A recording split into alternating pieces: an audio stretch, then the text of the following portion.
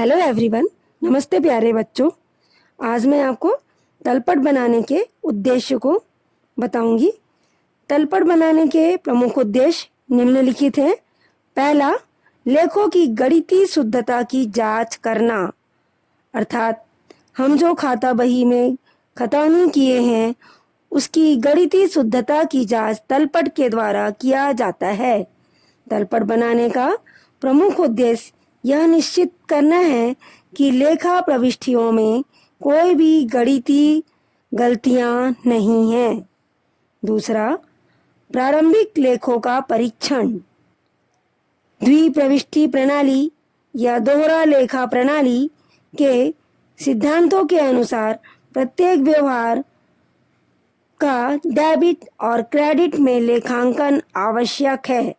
Debit और credit शेष के योग का मिलान या मिलाना सिद्धांत के लेखांकन प्रक्रिया में उचित उपयोग को निश्चित करता है। तीसरा, देनदारों एवं लेनदारों के सूची का परीक्षण। तलपट बनाने के पूर्व देनदार तथा लेनदार की सूची बनाई जाती है, अर्थात उधार विक्रय और उधार क्रय की सूची तैयार की जाती है। इस सूची में त्रुटि की दशा में शेष के योग का मिलान नहीं होता है, अतः तलपट के मिलान द्वारा देनदार और लेनदार की सूची की सत्यता का पता चल जाता है या सत्यता प्रमाणित हो जाती है। चौथा, अंतिम खाता बनाने में उपयोगी। तलपट से प्राप्त सूचनाओं के आधार पर ही व्यापार, लाभ हानि खाता और अंतिम खातों का निर्माण संभव हो पाता है। पांचवा, तुलनात्मक अध्ययन में सहायक। विभिन्न तलपट के द्वारा पिछले वर्ष के खातों के शेष के आधार पर तुलनात्मक अध्ययन संभव हो पाता है। तलपट बनाने की विधियां। तलपट बनाने की निम्नलिखित विधियां हैं। पहला, योग विधि, जिसे टोटल मेथड कहा जाता है। दूसरा, शेष विधि, balance method. Third, total and balance method, अर्थात योग और शेष विधि। चौथा, समान योग वाले खातों के योग को छोड़कर तलपट बनाने की विधियां।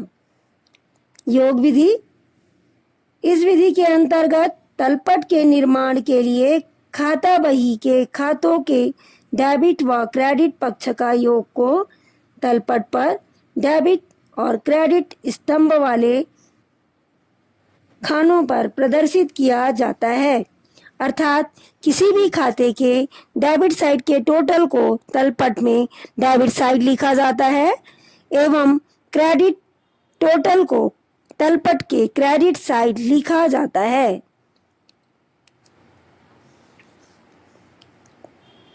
दूसरा, शेष विधि। इस विधि से तलपट बनाने के लिए प्रत्येक खातों का डेबिट और क्रेडिट योगों का अंतर निकाला जाता है।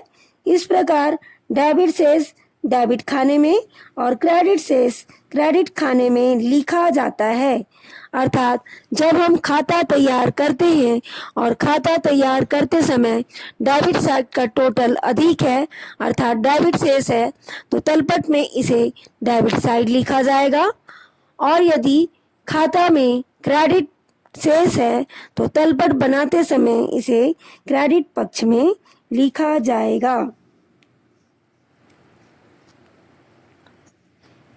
तीसरा, योग एवं शेष विधि। तलपट बनाने की यह नई विधि नहीं है, वरन पहली और दूसरी विधि का मिश्रण है। इस विधि से तलपट तैयार करने में काफी समय और मेहनत लगता है, अतः इस विधि का प्रयोग नहीं किया जाता। चौथा, समान योग वाले खातों के योग को छोड़कर तलपट बनाना। इस प्रणाली में तलपट बनाने की रीति वही है जो योग विधि की है। इस विधि में उन खातों को शामिल नहीं किया जाता जिनके दोनों पक्ष का योग समान रहता है। शेष सभी खातों का दोनों ओर योग से पहली भांति या पहली रीति की तरह ही लेखा या एंट्री कर लिया जाता है। अर्थात जब कभी भी हम खाता तैयार करते हैं और किसी खाते के डेबिट और क्रेडिट दोनों साइड का टोटल बराबर है तो उसे इस विधि के अंतर्गत नहीं लिखा जाता। जैसे राम का खाता, मोहन का खाता, यदि इनका टोटल डेबिट और क्रेडिट का बराबर आ रहा है तो इस विधि में इसे तलपट में नहीं लिखा जाएगा।